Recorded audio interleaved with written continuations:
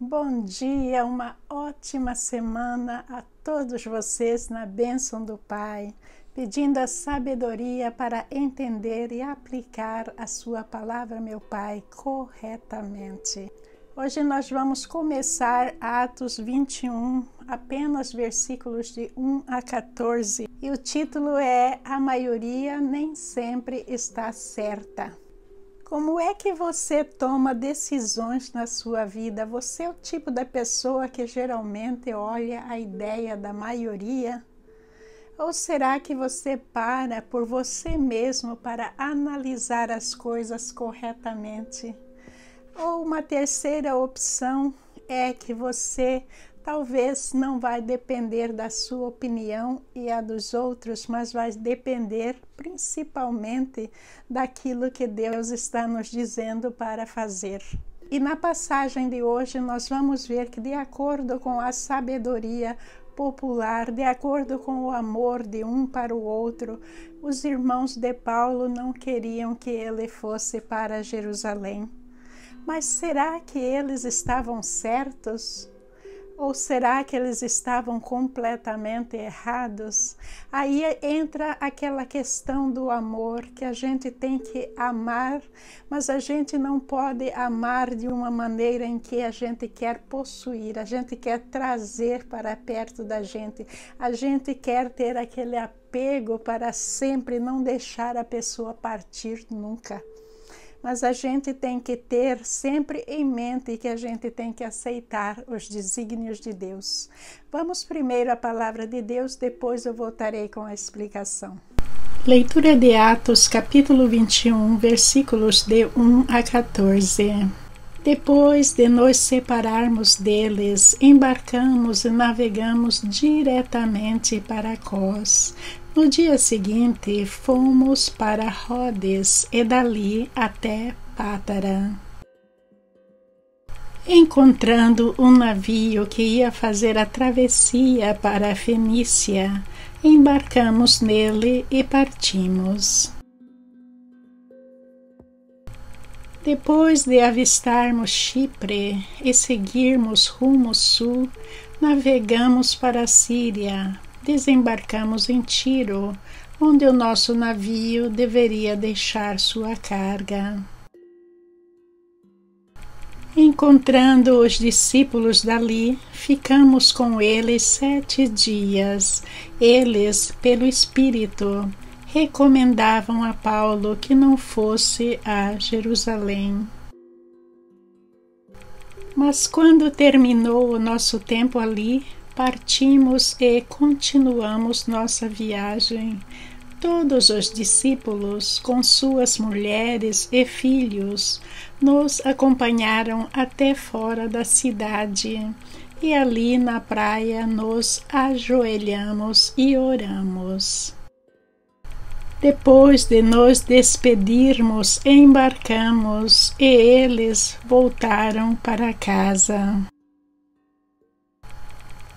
Demos prosseguimento à viagem partindo de Tiro e aportamos em Ptolemaida, onde saudamos os irmãos e passamos um dia com eles. Partindo no dia seguinte, chegamos a Cesareia e ficamos na casa de Filipe, o evangelista, um dos 7. Ele tinha 4 filhas virgens que profetizavam. Depois de passarmos ali vários dias, desceu da Judéia um profeta chamado Ágabo. Vindo ao nosso encontro, tomou o cinto de Paulo e, amarrando as suas próprias mãos e pés, disse: Assim diz o Espírito Santo, desta maneira os judeus amarrarão o dono deste cinto em Jerusalém e o entregarão aos gentios. Quando ouvimos isso, nós e o povo dali rogamos a Paulo que não subisse a Jerusalém. Então Paulo respondeu: Por que vocês estão chorando e partindo o meu coração? Estou pronto não apenas para ser amarrado, mas também para morrer em Jerusalém, pelo nome do Senhor Jesus. Como não pudemos dissuadi-lo, desistimos e dissemos: seja feita a vontade do Senhor. Vimos na palavra de hoje que o apóstolo Paulo está prosseguindo a sua viagem a Jerusalém, falando primeiramente que ele partiu de Cós, foi para Rhodes e de Rhodes a Pátara. Aí o apóstolo Paulo, preocupado, querendo chegar mais rápido a Jerusalém, ele conseguiu um navio na Fenícia e partiu nesse navio. Aí ele avistou Chipre e navegou para a Síria. E aí ele chegou a Tiro e lá ele ficou com seus amigos da fé por 7 dias. E os seus amigos de Tiro não queriam que ele fosse a Jerusalém. E aí ele foi da mesma maneira para Ptolemaida. E em Ptolemaida ele ficou apenas um dia. E daí, finalmente, ele chegou em Cesareia. E em Cesareia ele foi ficar na casa de Filipe. E lá também houve uma revelação do profeta Ágabo.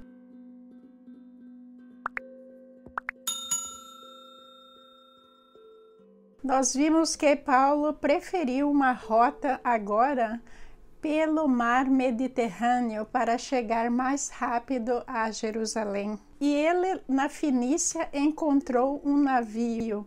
E nós, analisando a qualidade dos navios daquela época, nós vimos que já existia uns navios bem grandes, porque nós vemos na Bíblia que mais tarde o apóstolo Paulo vai tomar um navio para Roma e nesse navio estavam a bordo 276 pessoas.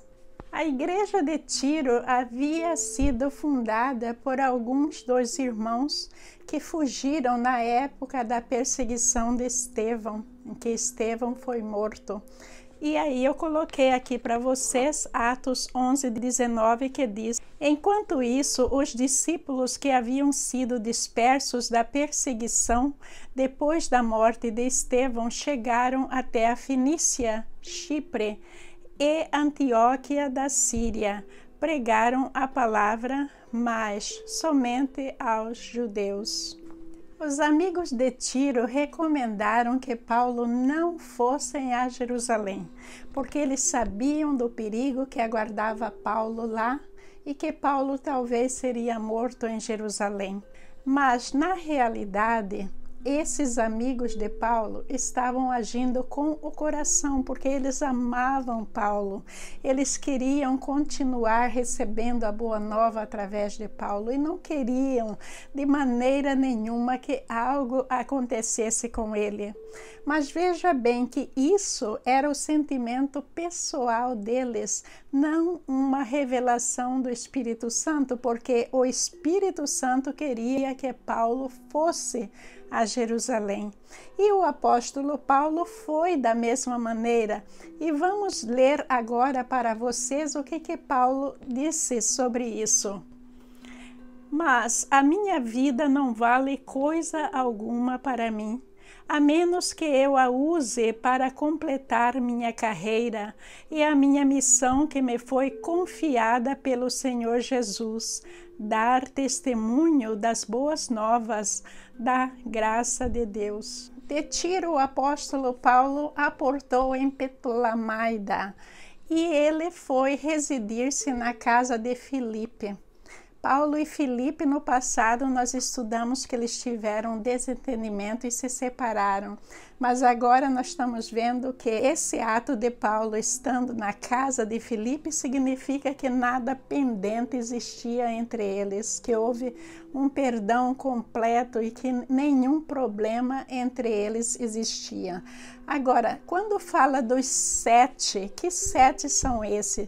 bem atrás nos nossos estudos, na época de Estevão, nós vemos que os apóstolos decidiram escolher 7 evangelistas. Aliás, Filipe aqui recebe pela primeira vez no Evangelho o nome de evangelista. Mas quem eram esses 7 evangelistas? São aqueles que os apóstolos escolheram para, além de evangelizar, distribuir o alimento, porque os apóstolos iriam estar diretamente pregando a boa nova para o povo, mas tinham as viúvas, as pessoas que precisavam de alimento. Então, 7 do grupo foi escolhido para fazer esse trabalho. Está escrito em Atos 6:3. Sendo assim, irmãos, escolheram 7 homens respeitados, cheios do Espírito e de sabedoria, e nós os encarregaremos desse serviço. E era o serviço de servir alimento ao povo. Está dizendo que Filipe tinha 4 filhas virgens e que profetizavam. A palavra virgem aí está sendo usada para mostrar a pureza delas e também que elas não eram casadas.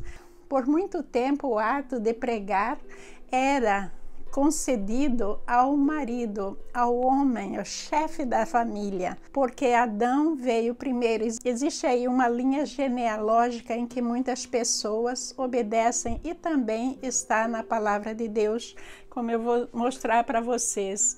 Assim, não permito que as mulheres ensinem aos homens, nem que tenham autoridade sobre eles. Antes devem ouvir em silêncio, porque primeiro Deus fez Adão e depois Eva. 1 Timóteo 2, 12 e 13. Isso está falando para as mulheres casadas.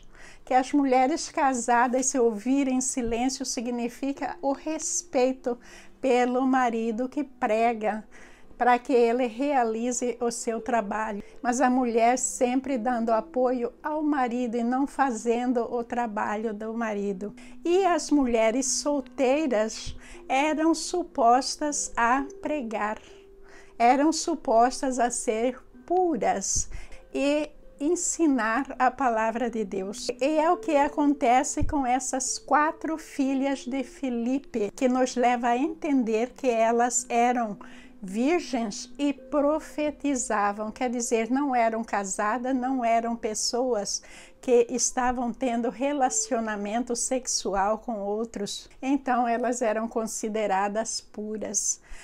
Mas nós vamos ver que não existia uma proibição para a mulher casada pregar.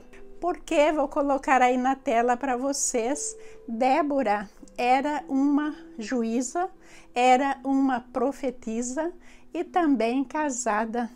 Então não significa existir uma proibição. Nós temos estudado muito isso, porque muitas vezes o marido, ele tem capacidade de pregar, de levar o evangelho, de fazer coisas maravilhosas, mas no caso de Débora, Débora era uma pessoa de muito renome, de muita influência, muito querida e também com a capacidade de profetizar. Mas o marido não tinha essa capacidade. Como nós estudamos anteriormente, quando o marido está numa situação inferior, a mulher deve ser o exemplo para esse marido e fazer todo o possível para elevá-lo para Deus. Agora, no caso dessas filhas de Filipe, nós estamos agora no Novo Testamento, não se esqueçam disso.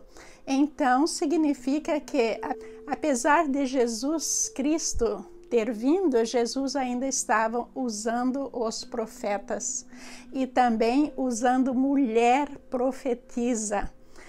Para quê? Que é para desmistificar essa ideia de que havia uma proibição da mulher pregar, da mulher profetizar, da mulher fazer um papel importante dentro da Igreja de Deus. Na realidade, dentro ou fora do casamento, Cada um deve fazer para Deus dentro da sua capacidade, dentro da graça que lhe foi dada.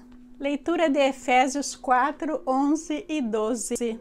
E ele designou alguns para apóstolos, outros para profetas, outros para evangelistas e outros para pastores e mestres, com o fim de preparar os santos para a obra do ministério, para que o corpo de Cristo seja edificado.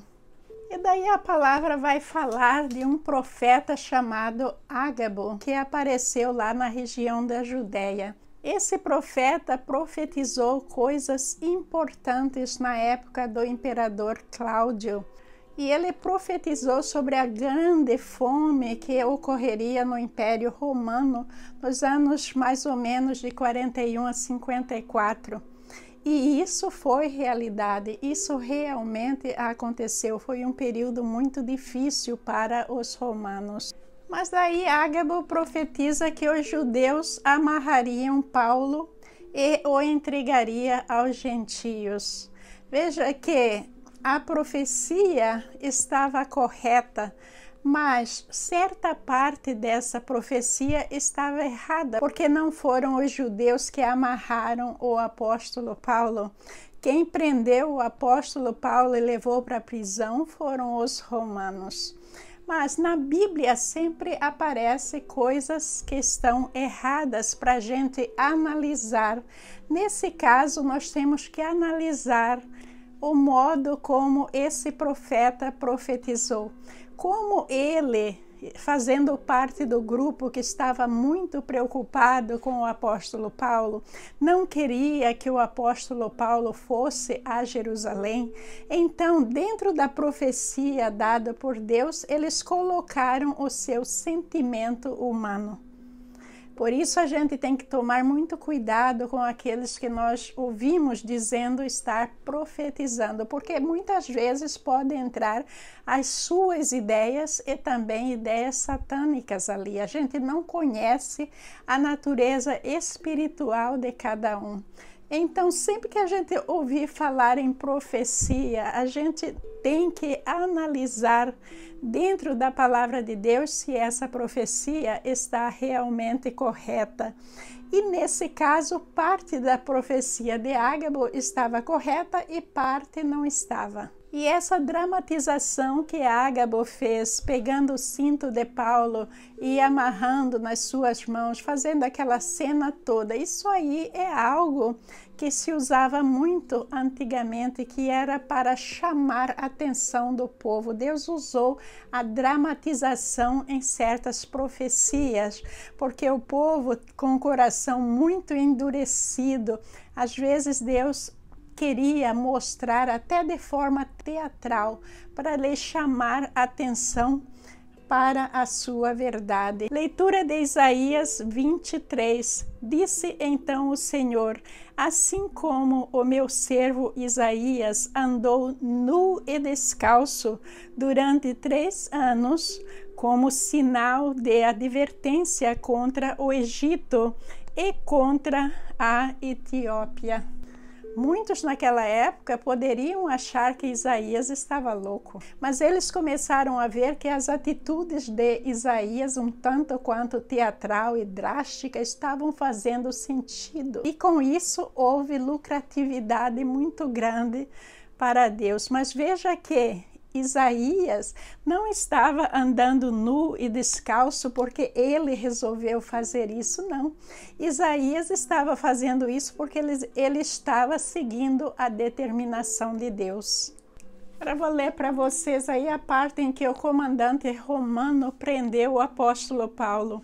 Está escrito em Atos 21:33. O comandante chegou, prendeu-o e ordenou que ele fosse amarrado com 2 correntes.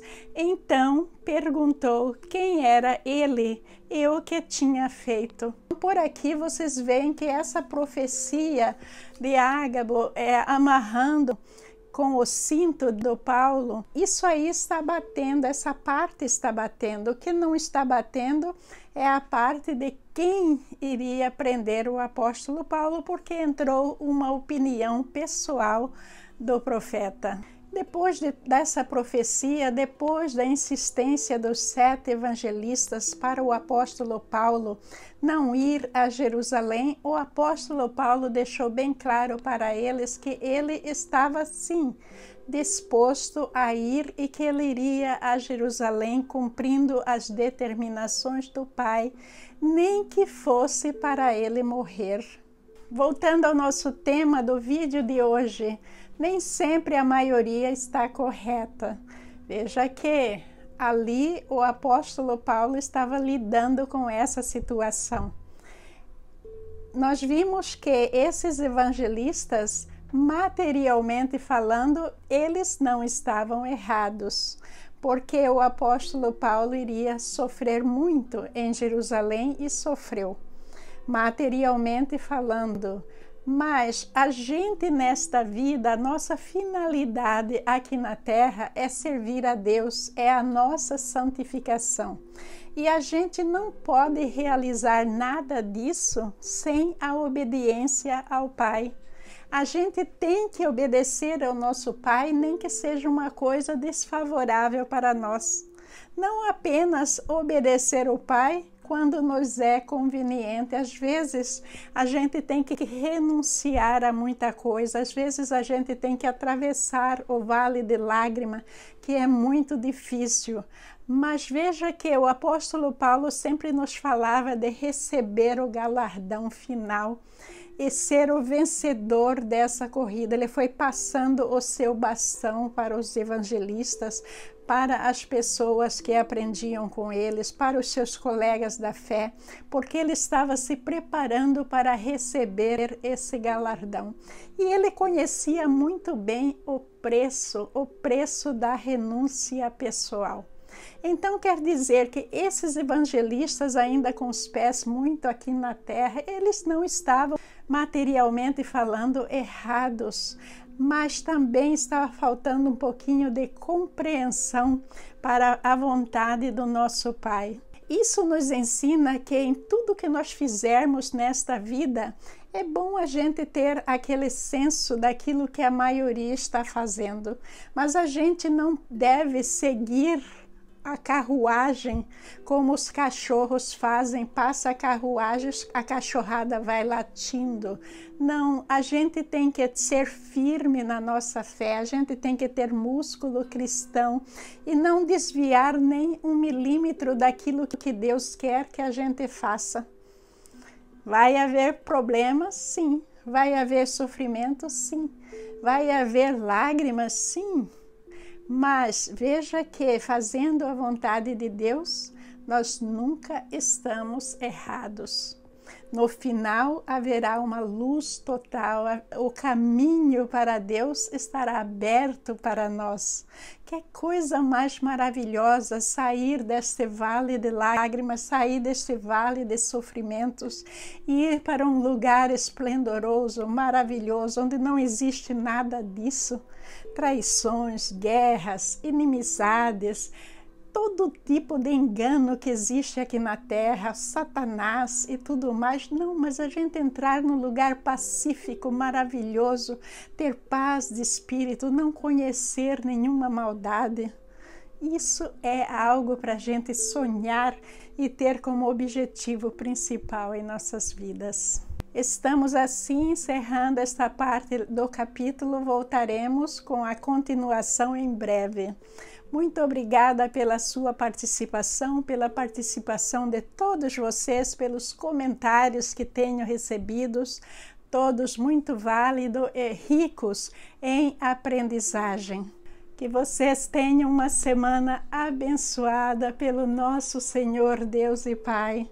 Que haja luz nos seus caminhos, que o seu coração esteja contente, feliz, que você seja o bálsamo de alegria para todos à sua volta, representação direta do amor de Deus. Muita paz, meus irmãos, que Jesus nos abençoe. Amém.